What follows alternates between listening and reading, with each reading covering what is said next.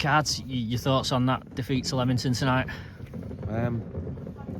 First half, I thought we weathered their sort of opening 10 or 15 to grow into the game. Created a couple of openings where a little bit more care, a little bit more composure, and you can cause a problem. The one error we made defensively in the first half cost us the goal. The ball goes down the right, it gets set back, and on the set back we haven't moved up, which has then allowed, I think Turner's got a touch on it to Edwards. That's a good finish from him. He's done that plenty of times here in his career. So then you're thinking, and I can see it in the players where they're, it's like, oh no, not again. Because we had worked hard and we had weathered it to that point.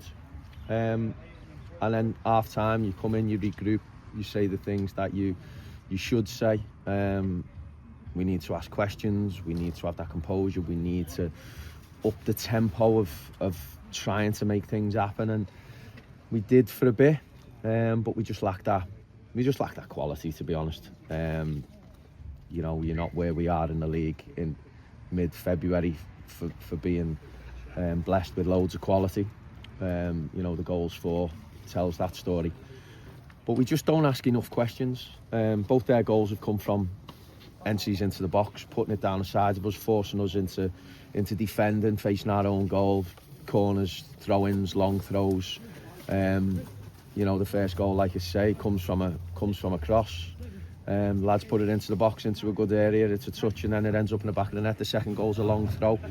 We actually win the first header, and I think it was Turner just ends up getting a topo, getting a stretch on the turn and finishing it. But we don't do that. We don't ask enough questions. We don't put the ball in the box enough, and that's clearly evident with the goals return.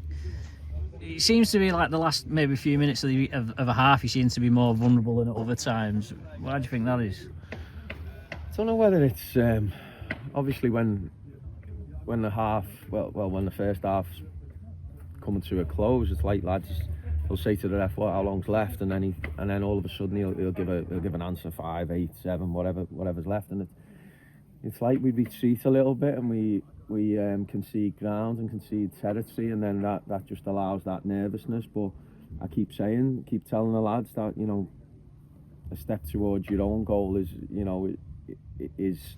not the way forward. Conceding ground is the enemy for us, and but we have this habit of doing it. I mean, it's a young side out tonight. A lot of players, playing tonight who haven't played many games at this level, and I think that's evidence. I think that's seen in naivety at times, in sort of being out-noused on a lot of occasions, which ultimately, when you come to places like Leamington with Paul, and he's been here a long time, he's had some really good sides here and really good hard working sides, and one thing you've got to have that nous about you. But obviously the experienced lads we've got, majority of them are injured. Bohan's been struggling with a groin injury, you've got Clarkey out, you've got Ev out, Whitey, Josh, the big players for us, but we've had them throughout the season at times. But I get a lot of this, the negativity at times from certain fans, but tonight with the fans who travelled, they were outstanding, I have to say, and that's not me just trying to keep people on side or anything like that. The fans were top drawer. They didn't stop singing. They were having banter with the opposition fans, but they applauded the lads off. And I've said it before, that's what we're going to need, because we know we're in a fight, we know we're in a scrap for survival. I've never done anything without fighting for it, and we won't do anything unless we fight more. And I felt second half we didn't fight enough to really make things happen. Obviously, you've been in football a long time now as a player and a manager. Would you say this is probably the toughest period you've had in football, certainly in your managerial career? Oh, without a doubt. The lows that I've felt over the last 6-8 weeks have been really low. you know, and I've got to be positive and I've got to stay positive, because if I fold, if I crumble, what's the point? We might as well all pack up. You know, we're mid-February. I said it Saturday, I said it the previous week about games and points to play for, but we're running out of those games and points. And the reality is, if we don't start taking on board the things that are costing us and the things that aren't helping us, then, you know, it's going to be a really even tougher time. And, you know, I don't want to say we need to change it, because we're trying to change things. You know, we are trying to change things. It's not that simple, and it's not that that it's not being attempted. You know, but certainly, you know, it's. I mean, there's some good individual performances, like Saturday. There's some good individual performances, but as a collective, we're not there.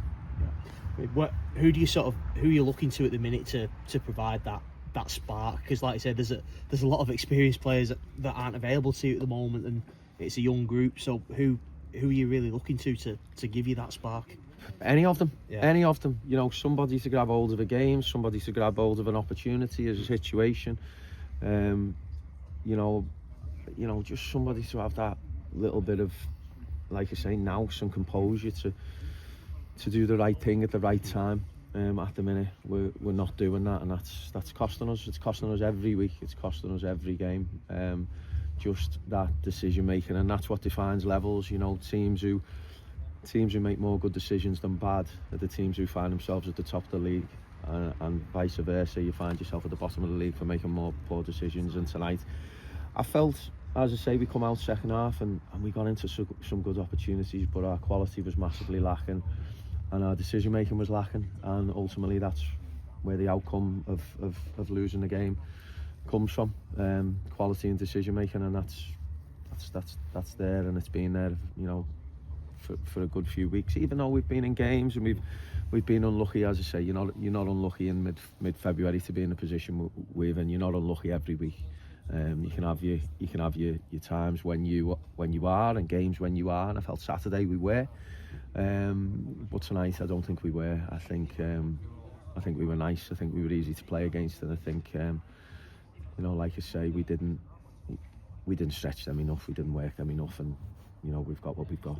You mentioned it a little bit earlier. I mean, there's negativity floating around social media and things like that, but you did get a really good response from the fans in the ground coming off. Does that hearten you? Does that hearten the players moving forward into another 2 long away trips this week? Listen, you'll always have that negativity. You know, I remember it when we were top in the league below. You know, I think we'd about 8 clean sheets on the bounce, and then we lost one, and it was like, you know, the wheels had fell off. So you'd always have that, but you know, I understand it. I get it. You know, I'm critical. I'm you know, bemoaning everything.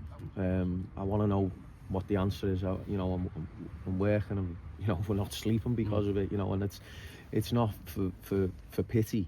It's not for people to feel sorry, because, you know, I don't want people feeling sorry for us. We are where we are, and there's only us can put it right. And you know, but like you've just said there, the core fans who, I said it a few weeks ago, who've been to your Whitby's on Thursday nights, who've seen the times where we've really put shifts in and we've really got our results for it, and know how to stick by the team, who will stick by the team. But I get the other elements as well. You know, I do understand it. I'm not daft and naive enough to not get that. You know, that goes without saying. It goes with the territory, and it goes with the performances and results. You know, so, but you know, I have to thank the fans who've travelled tonight, and that's again not one of these throwaway comments to try and be a creep. I'm not like that. You know, but they were different class. They've clapped the lads off. They've sang for them throughout the game, and they've backed them throughout the game. And travelling on a Tuesday night, 2.5 hours, you know, in a cold night is credit to them and testament to them for the support they show.